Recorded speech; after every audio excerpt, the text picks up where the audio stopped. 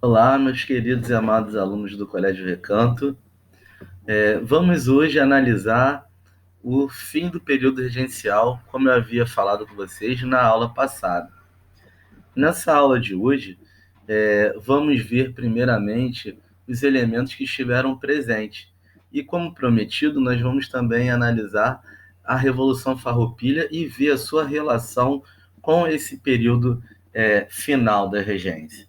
Primeiramente, é importante vocês terem em mente que essa fase é uma fase que vai levar à transição para o segundo reinado, provocada então por uma crise institucional, ou seja, a crise da regência. A instituição regência não estava em pleno funcionamento. Esse período de crise nós podemos identificar com a ascensão de Araújo Lima, quer dizer, com a ascensão de Diogo Feijó, né, já em 1835, e vai se dar até o ano de 1840, com o chamado golpe da maioridade.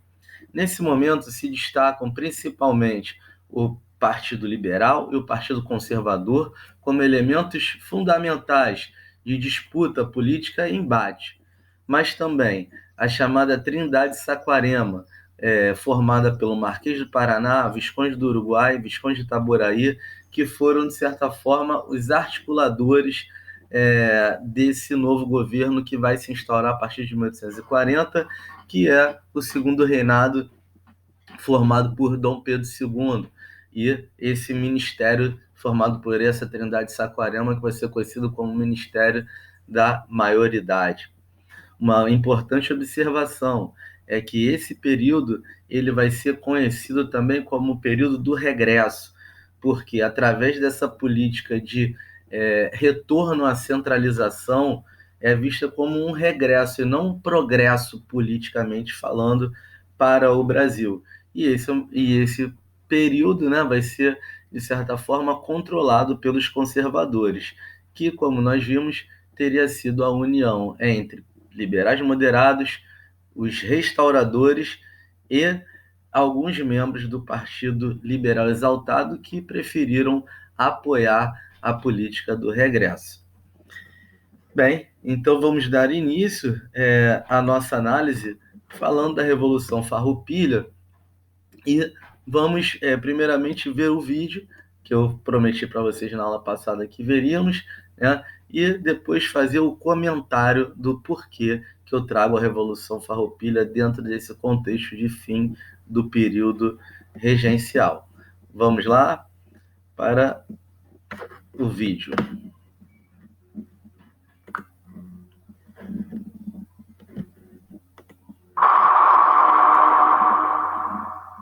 A história do sul do Brasil foi marcada por revoltas impulsionadas por ideais liberais e sugestionadas por um contexto sul-americano de estruturação de novos estados.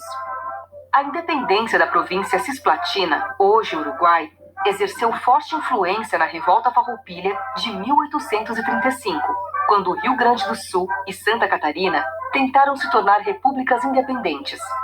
Todo esse panorama de revoltas que ocorreram no Prata, a questão da cisplatina, a perda da cisplatina, a questão dos impostos do charque, e principalmente a grande influência dos ideais liberais que nós vamos ter nesse momento, frutos da Revolução Francesa, frutos do processo de independência dos Estados Unidos.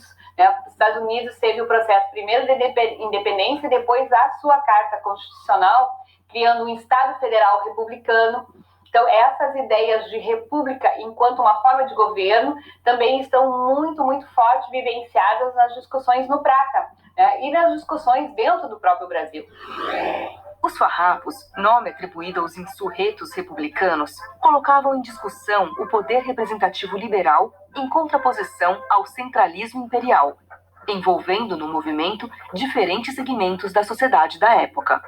O que leva à Revolução Farroupilha é exatamente todo esse movimento que houve no Brasil de contestação à Constituição outorgada de 24, à centralização do poder, no centro deste império, no Sudeste, numa economia voltada mais para a questão da produção do incentivo da questão do café, as altas taxas de imposto, né, o perder a Cisplatina e tudo que isso implicou para especialmente o sul do Brasil, a desconsideração dos chefes militares na ascensão política. Então, tudo isso é um panorama que vai propiciar a Revolução Farroupilha.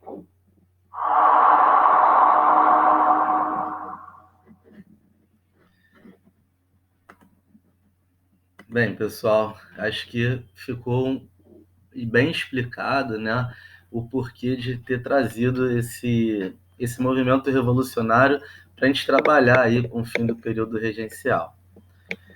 Isso porque demonstra como que aquele pacto, né, e aquele projeto de descentralização, ele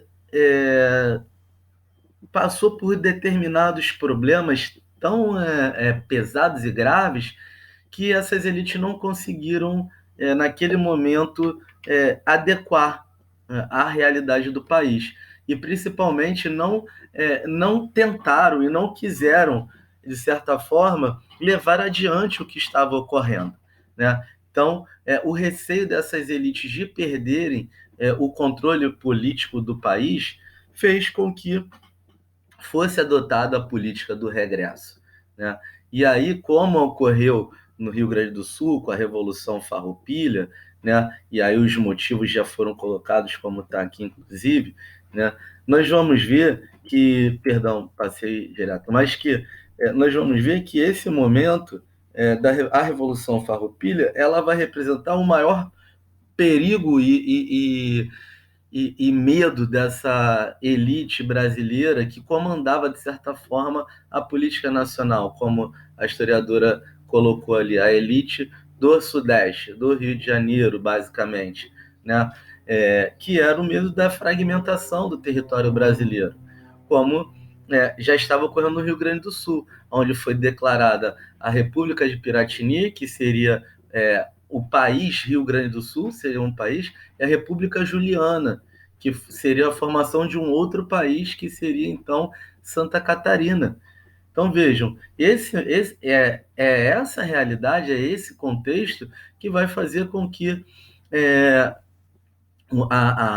os conservadores, né, a elite conservadora, ela repense essa negociação de liberdade, né, e passe a desejar e se organizar para que o projeto centralizador, de fato, ele volte, né? Por isso que se pensa no regresso, né? Que volte a centralização, como era com Dom Pedro I, porque essa característica política de centralização que vai ser possível de impedir a fragmentação do país, que vai manter a unidade do país e, consequentemente, o Império Brasileiro. Bem, vamos observar, então, que com isso, o final, né, a negociação em relação à Revolução Farroupilha, ela vai ser muito diferente do que ocorreu com os outros movimentos, nos quais as suas lideranças foram todas mortas ou expulsas do país. Até porque nos outros movimentos, como vocês viram, no final deles, os únicos que estavam ali ainda, né, colocando à frente aquelas ideias, eram os mais pobres, era o povo, eram escravizados, eram libertos, eram indígenas, enfim, eram aquelas pessoas que, de certa forma, traziam esse receio para as elites do país. Então, nesse sentido, é que eu trago a Revolução Farroupilha como uma forma de reflexão para nós aqui entendermos esse momento. Mas agora vamos voltar para o livro, né, de vocês e avaliar aqui na página 146 esse processo de crise, né? Como é que esse processo de crise ele já estava, de certa forma, ali presente na configuração, né, do período regencial. Bem, pelo que eu estou vendo aqui, o site da Moderna ele não está colaborando muito, então, enquanto ele não colabora muito, enquanto ele carrega, voltemos para a apresentação do slide, tá? Queria trazer para vocês alguns pontos importantes, né, do livro para marcar, mas vamos analisar aqui o que de fato foi executado para essa política do regresso de centralização acontecer, né? Primeiramente, a implantação da lei interpretativa do ato adicional. Ela vai ocorrer no ano de 1840. Ela vai ser proposta em 1837 por Araújo Lima, né, assim que ele entra.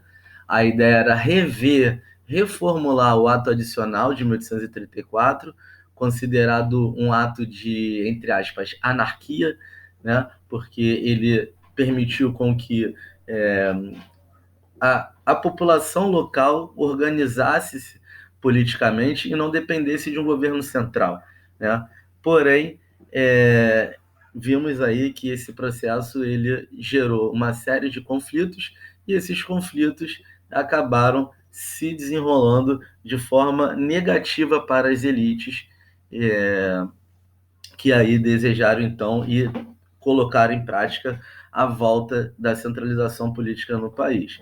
Então, a lei interpretativa do ato adicional, ela vai ter esses objetivos: a centralização do poder, acabar com as revoltas do país, acabar com o poder de justiça das assembleias de província, né? Que isso fazia com que essas assembleias de província, os chefes locais, estivessem com bastante poder em suas mãos.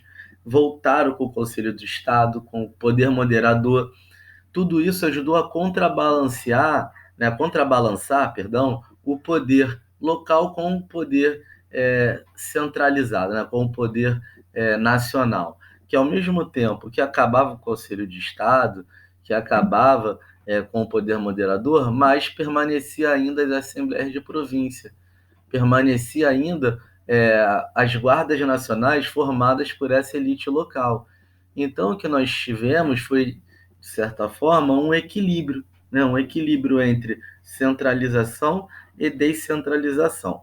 Agora, vamos voltar lá para o livro, ver se ele já ele voltou aqui para a gente. Bem, acho que voltou até demais, né?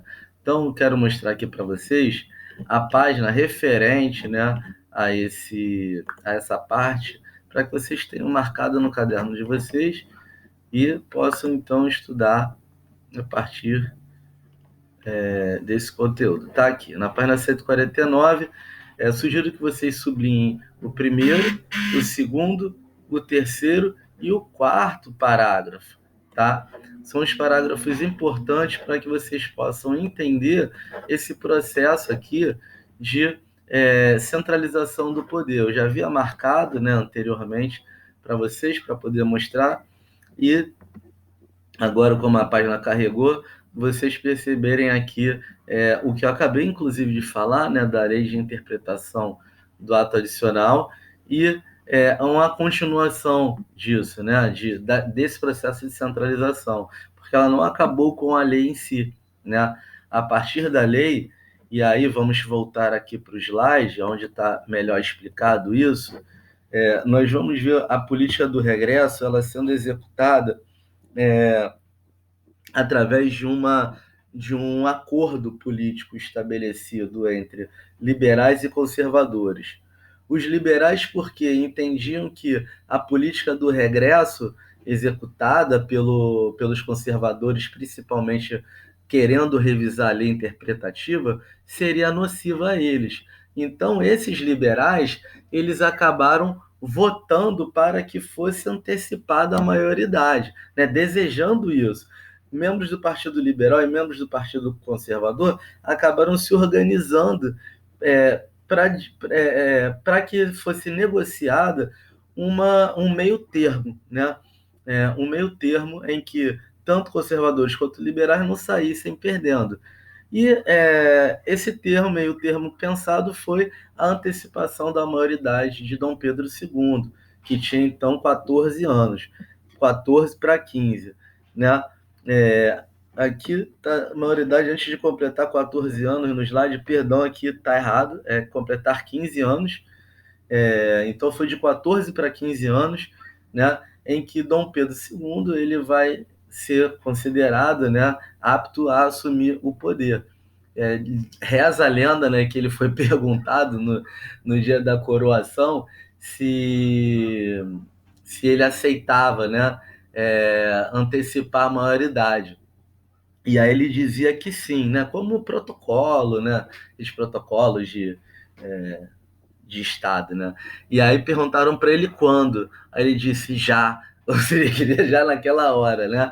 Mas era isso, então. Aos 14 anos, ele foi, então, empossado como imperador do país, como forma de pacificar, né, o país, de acabar com as revoltas e de, principalmente, criar ali um elo de ligação entre liberais e moderados, né? Liberais moderados, exaltados liberais moderados, agora chamados de liberais e conservadores, né?